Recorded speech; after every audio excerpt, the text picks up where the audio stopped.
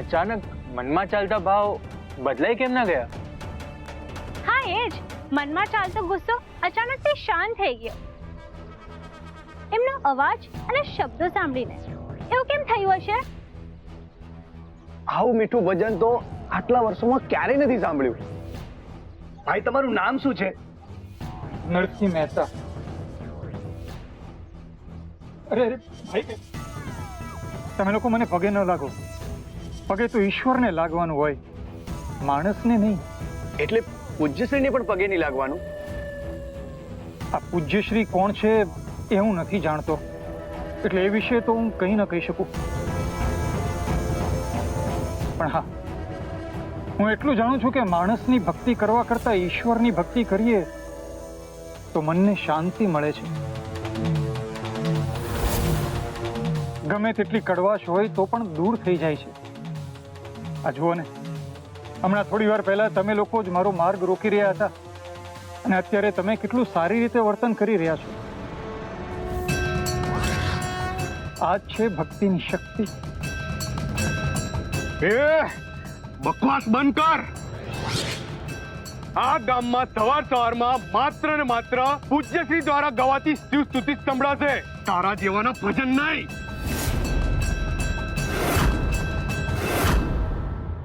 અને તું આ પારકા ગામના માણસને પગે પડે છે? મારો ને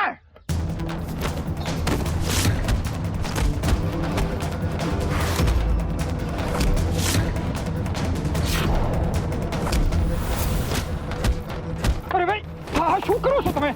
અરે આમને મારશો નહીં. અરે શું કામ મારો છો એમને?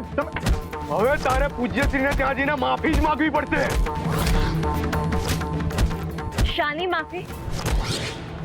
અમારો અપરાધ શું છે કે અમે કોઈની માફી માંગીએ? પૂજ્યશ્રી કોઈ નથી, એ બહુ મોટા માણસ છે, અને એમના માટે કોઈ જેવા સામાન્ય શબ્દો નહીં વાપરવાના. તારા ઘરવાળાએ ભજન ગાવાનો બહુ મોટો અપરાધ કર્યો છે.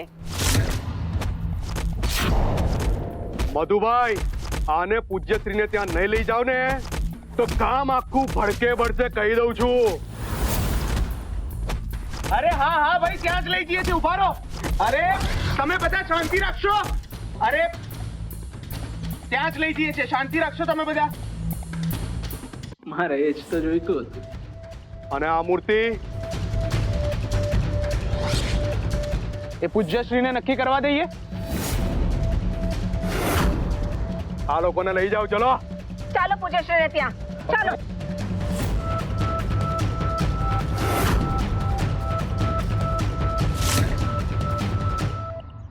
એનું નામ નરસિંહ છે. આપણા શ્રવણભાઈ એમના બાપા ધનજી દાદાના ગામમાં મૂકવા આવે છે. એની સાથે એની પત્ની અને નાનકડું બાળક પણ છે. આપણા મધુભાઈ અને મૂળશંકર એને આ તરફ જ લઈને આવી રહ્યા છે. સાથે નાનું બાળક પણ છે. હા, શ્રવણને તાત્કાલિક હાજર કરો. જી.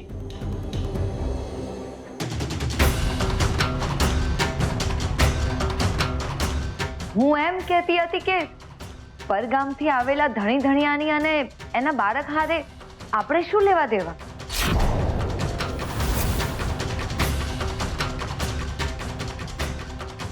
ના એટલે કે મધુભાઈ અને મૂળશંકરભાઈ એ બાળક હારે એ લોકોને અહીંયા લઈને શું કામ આવે?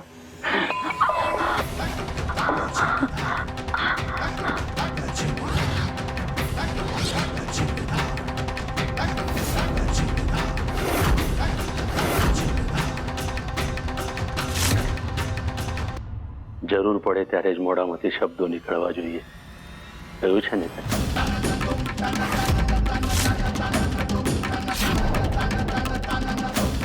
બાળક આ ગામનું હોય કે પરગામનું, મારા આશીર્વાદ લેવા તો એને આવવું જ પડે.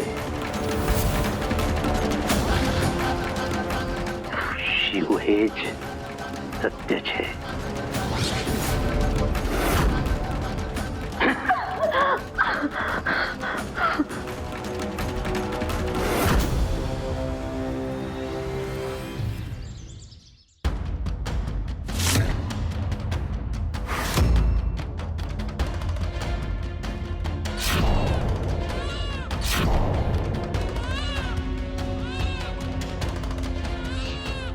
અરર, બાળક કેટલું રડી રહ્યું છે અને આમને જરાય દયા ન થાવતી.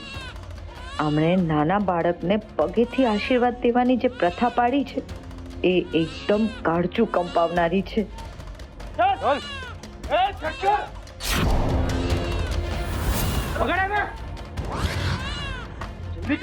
પૂજ્યશ્રીનો જય, પૂજ્યશ્રીનો જય, પૂજ્યશ્રીનો જય, પૂજ્યશ્રીનો જય. ઝટકર ઝટકર, પૂજ્યશ્રીનો જય.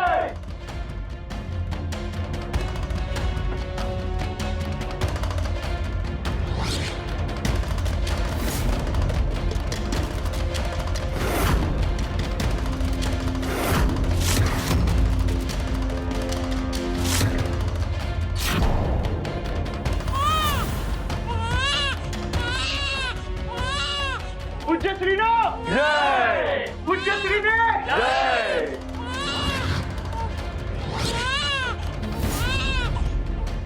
પૂજ્યશ્રી, અમે તો ધન્ય થઈ ગયા. તમે બાળકને આશીર્વાદ આપી રહ્યા છો એક ક્ષણનો અમને સાક્ષાત્કાર થઈ રહ્યો છે.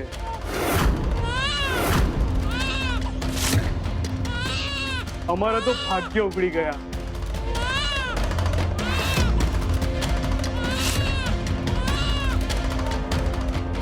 આજ તો અમારા ઉગડી ગયા હો પૂજ્યશ્રી, ને અમારા બાળકના.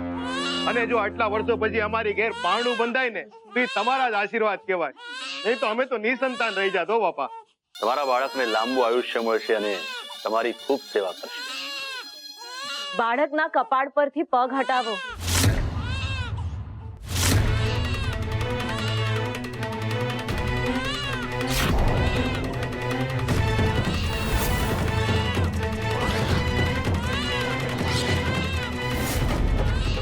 આશીર્વાદ જ આપવા હોય તો હાથથી આપો ને.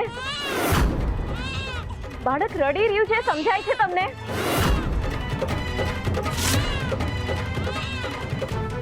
એ બેન, તમે શું બોલો છો? આ પૂજ્યશ્રીનો અપમાન છે. આપણે બોલી શકે છે. તું ના બોલી શકે છે આવું.